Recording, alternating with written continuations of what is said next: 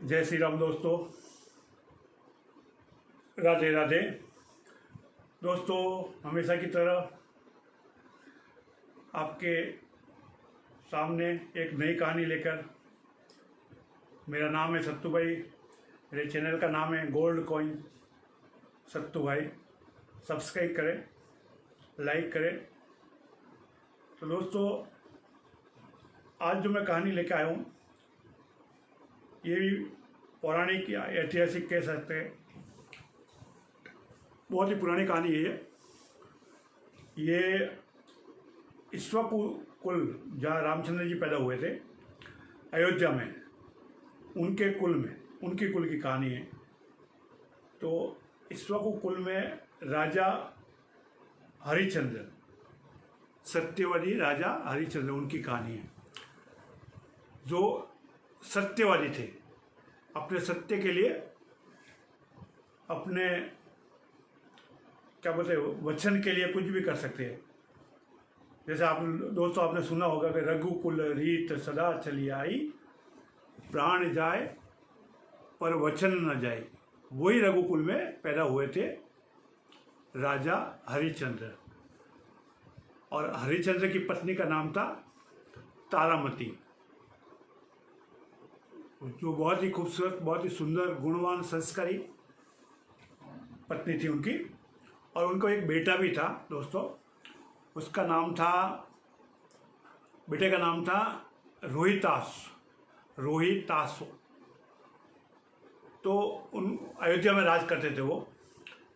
तो उनके सत्य के आगे, वो दानवीर थे, सत्यवादी थे, तो सत्य के आगे इंद्र का सिंहासन डोलने लगा कि ऐसा सत्य, जो सत्यवादी राजा पृथ्वी मृत्युलोक में कौन है।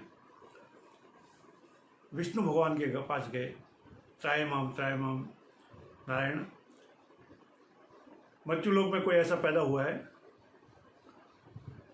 तो देवताओं ने सब मीटिंग लगाई कि भाई ऐसा सत्यवादी कौन है, पता लगाओ। पता लगाया तो मालूम पड़ा कि अयोध्या नगरी में राजा हरिश्चंद्र थे। वो बहुत ही सत्यवादी थे।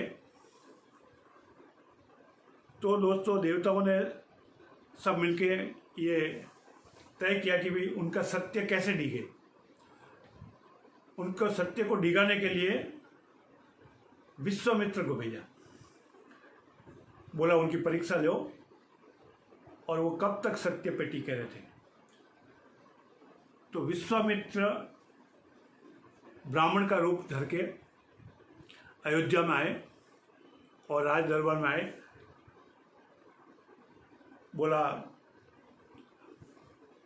राजा, मुझे कुछ धन की आवश्यकता है, मुझे यज्ञ करना है, तो क्या आप मुझे दे सकते हैं। तो वहाँ से तो कोई खाली नहीं जाता था। तो बोला, आप जो मांगोगे वो देंगे। बोला, जो मांगोगे तो बोला हाँ, जो चाहिए आप ले सकते हो, आपके लिए खजाना खाली। बोला, नहीं, मेरे को खाली 60 मोहरे, 60 यज्ञ के लिए 60 मोहरे चाहिए। तो खजांची को बोला, दे दो। बोला, नहीं गुरुवर, नहीं राजन, क्षमा करिए, अभी मैं यज्ञ की तैयारी में लगा हूँ, तो मुझे जब जरूरत होगी तब ले जाऊंगा, पर आप अपने जबान से डिगना नहीं। बोला, ऐसा कभी नहीं हुआ। बोला, आप संकल्प लीजिए कि मेरी 60 मोहरे आपके पास जमा है। तो उन्होंने संकल्प लिया कि 60 मोहरे आपकी मेरे पास जमा है, आप कभी भी ले जा सकते हैं। दोस्तों, बात आई गई होगी। विश्वामित्र चले गए, राजपाट चलता रहा। कुछ महीने बीतने के बाद वही ब्राह्मण वापस राज दरबार में आया। बोला, मुझे और कुछ ज़रूरत है, तो आप दे पाएंगे। बोला, जो आपके लिए सब कुछ न्योछावर है गुरुवर, आप जो चाहिए मांग लो। बोला, ऐसा नहीं, आप संकल्प लो कि आप मुझे जो मांगोगे मैं दूंगा। तो उन्होंने संकल्प ले लिया। बोला, आप जो मांगोगे मैं दूंगा। तो बोला, मुझे आपका राजपाट चाहिए। उन्होंने पूरा उनका राज्य मांग लिया। उन्होंने, राजा हरिश्चंद्र ने एक सेकंड का भी टाइम नहीं लगाया, बोला गुरुवर आपको दे दिया। आप नहीं बोला, ये जो आपके तन पे जो जेवर वगैरह है ये सब उतारिए। रानी को बुलाया, बेटे को बुलाया, उनके ऊपर जो भी जेवर थे, दागिने थे जो राजा महाराजा पहनते थे, गोल्ड के, सिल्वर के, मोतियों के, सब उतार के लिए। बोला ये राजपाट मेरा, तो ये सब मेरा हक है। बोला हाँ ये तो है, और आप ये राज्य की सीमा छोड़ के चले जाए। तो तारामती और अपना पुत्र रोहितास और हरिश्चंद्र जब निकलने लगे तो वो ब्राह्मण ने टोका, जो विश्वामित्र के रूप में आए थे, उन्होंने उसको टोका कि आप ऐसे कैसे जा सकते हैं। बोला अभी मुझे कुछ आपसे मांगना है, ये राजपाट खजाना सब मेरा हुआ। बोला हाँ सब आपका हुआ, कुछ भी इसमें तुम्हारा। बोला नहीं कुछ भी मेरा नहीं है। तो मुझे मेरी 60 मोहरें कौन देगा। तो बोला वो तो सब राजपाट में। बोला नहीं, 60 मोहरें जो बाकी थी वो आपको देनी पड़ेगी, आप अपने सत्य से डिग नहीं सकते। तो बोला गुरुवर मैं दे दूंगा, मुझे कुछ समय दीजिए। तो वो उनको कुछ समय दिया, उस टाइम जो भी दिया होगा उनको सब मोहलत दी कि भाई आप इतने टाइम में मुझे 60 मोहरें लाके दे देना। तो दोस्तों राजा, रानी और बेटा तीनों पैदल ही बिना चप्पल बिना जूते वो निकल गए। उनके जूते तक उन्होंने ले लिए और वो अपने राज्य से निकल गए। पैदल चलते चलते सीमा पार करके वो काशी में आए। काशी बहुत बड़ा नगर था उस टाइम। वहाँ पे आए और वो चौराहे पे जाके बोला हम तुम तीनों लोग बिक रहे हैं, तो हमें कोई खरीद लो। तो भीड़ इकट्ठा हो गई। भीड़ इकट्ठा हो गई तो उसमें से एक ब्राह्मण आया और ब्राह्मण आके बोला कि मुझे आपका ये बेटा बहुत पसंद है, तो मैं इसको खरीद लेता हूँ 20 मोहरों में। मैं 20 मोहरें दे सकता हूँ, मेरे फूल वूल लाने के लिए काम आएगा, घर का काम करेगा थोड़ा बहुत, और मैं इसको ले जाता हूँ। तो वो ब्राह्मण ने उस 20 मोहरें देके बेटे को खरीद लिया। अभी बोला हम पति पत्नी दोनों बिकने के लिए तैयार है, कोई लेने वाला है तो बताओ। तो दोस्तों एक वेश्या आई और उसने बोला कि तुम्हारी रानी बहुत सुंदर है, बहुत खूबसूरत है, तो मेरे को ये काम आएगी, तो मैं इसको खरीदती हूँ 20 मोहरें देके। रानी ने बोला मैं बिकूंगी, लेकिन मेरी शर्त है, मैं तेरा घर का सब काम करूँगी, लेकिन मैं वो काम नहीं करूँगी, मैं सत्यव्रती हूँ, मैं सती हूँ, जो तू चाहती है वो गलत काम मैं नहीं करूँगी। तो वहाँ से तो वो झूठ बोल के ले गई उसको, और उसके भी 20 मोहरें उन्होंने दे दी। अभी बचे राजा हरिश्चंद्र। दोस्तों आज भी सच की जहाँ बात होती है ना, तो आज भी उनका उदाहरण दिया जाता है। बोला कौन सा तू सत्यवादी राजा हरिश्चंद्र है जो झूठ नहीं बोलता है। तो हजारों साल पहले जो पैदा हुए उनकी आज भी कस्में खाई जाती है, उनके सत्यवादी का एग्जाम्पल उदाहरण आज भी दिया जाता है। तो अभी वो राजा बिकने के लिए तैयार था,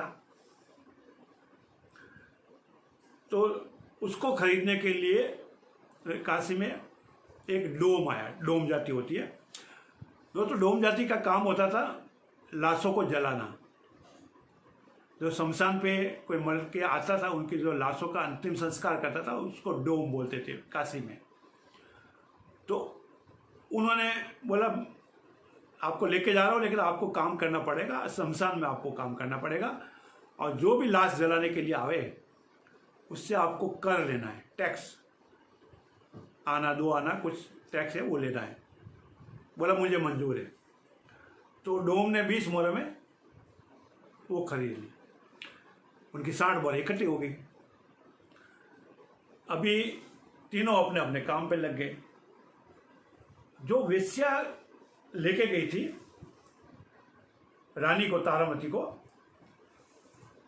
तो वो अपने बोला नहीं, सब लोग कस्टमर आते सब तुझे ही देखते हैं, तो तुझे ये गंदा काम करना पड़ेगा। वो तो सती थी, तो वो भगवान को पुकारने लगी, भाई भगवान मुझे कहाँ फंसा दिया। तो उसके आंसुओं से भगवान विष्णु का सिंहासन डोलने लगा। बोला इसने श्राप दे दिया तो सब भस्म हो जाएगा, तो क्या करे। तो उन्होंने तुरंत एक ब्राह्मण को भेजा और 20 मोहरे देके उस ब्राह्मण ने उस वेश्या से वो तारामती को वापस खरीद लिया। और वो लेके गया उसी के पास जिस ब्राह्मण ने खरीदा था बच्चे को, उसको वापस 20 मोहरों में उस ब्राह्मण ने रानी तारामती को बेच दिया। माँ बेटे दोनों इकट्ठा हो गए। समय बीतता गया, सालों साल बीतते गए। बेटा फूल लाता था, वो ब्राह्मणी उसके ऊपर बहुत अत्याचार करती थी, काम मार पीट काम के लिए, लेकिन फिर भी वो अपने मालिक की बात मानती थी और बराबर काम करती थी। एक दिन का समय था दोस्तों कि जो रोहित आज उनका बेटा था, वो फूल लेने के लिए वन में उधर बगीचे में गया, तो उसको एक सांप डस लेता है और उसकी वहाँ मौत हो जाती है। जब बच्चे भागते भागते आए, बोला रोहित दास को सांप ने डस लिया। रानी भागी भागी गई तो देखा दोस्तों, तो उसके प्राण निकल गए थे, वो मर चुका था। अभी उसको कफन के लिए भी पैसा नहीं थी। वो उसको उठा के लेके गई शमशान में। शमशान में चीता जलाई नहीं सॉरी चीता सजाई और उसके ऊपर रोहितास को रखा। जैसे ही वो जलाने वाली थी तो वहाँ पे वो डोम जो राजा हरिश्चंद्र बना हुआ था वो आके, रानी तो घूंघट में थी, वो तो नहीं पहचान सकता था, और रानी ने उनको पहचान लिया था। बोला मेरा कर दिए बगैर मैं तेरे बेटे को जलाने नहीं दूंगी, अंतिम संस्कार नहीं कर सकता इसका। तो बोला मेरे पास तो कुछ नहीं है। बोला नहीं, मेरे मालिक का हुक्म है कि मैं किसी को भी कर लिए बगैर अंतिम संस्कार नहीं करने दूँ। तो बोला मेरे पास तो कुछ नहीं है, अभी क्या कर सकती हूँ मैं। बोला तेरे गले में एक मंगलसूत्र है, वो मुझे दे दे और मैं इसको जला सकती हूँ। बोला नहीं, ये तो मेरे पति की निशानी है और मैं मंगलसूत्र के बगैर नहीं रह सकती, और आपको ये मंगलसूत्र अगर लेना ही है तो आप मेरा सर काट के ले लिए, मंगलसूत्र अपना आप निकल जाएगा, आप ले लेना। तो डोम बोला ये भी ठीक है, मुझे तो मेरा मालिक को कर देना है, उसके लिए कुछ भी करना पड़े। तो रानी घूंघट में थी, उसने सर झुकाया, राजा ने तलवार निकाली और जैसे ही काटने वाला था दोस्तों, वहाँ विष्णु भगवान वगैरह सब देवतागण सब उनको हाथ रोक दिया और सब प्रकट हो गए और उसके ऊपर सब बहुत खुश हो गए। तो ये जो डोम बना था ये सब भगवान उनका रूप ले लेके आए थे। वेश्या, ब्राह्मण, ये सब भगवान के ईश्वर के रूप, छोटे मोटे ईश्वर के रूप थे, सब लेके आए थे उसका परीक्षा लेने के बाद। तो उसको फिर बहुत सारा वरदान दिया और उस दिन से ये कथा है सत्यवादी राजा की, जो सत्य से कभी नहीं डिगा। सत्यवादी राजा हरिश्चंद्र जो अयोध्या के राजा थे। तो दोस्तों आज भी ये कथा हजारों साल से सत्य के राह पे है, आज भी चल रही है। आज के लिए इतना ही।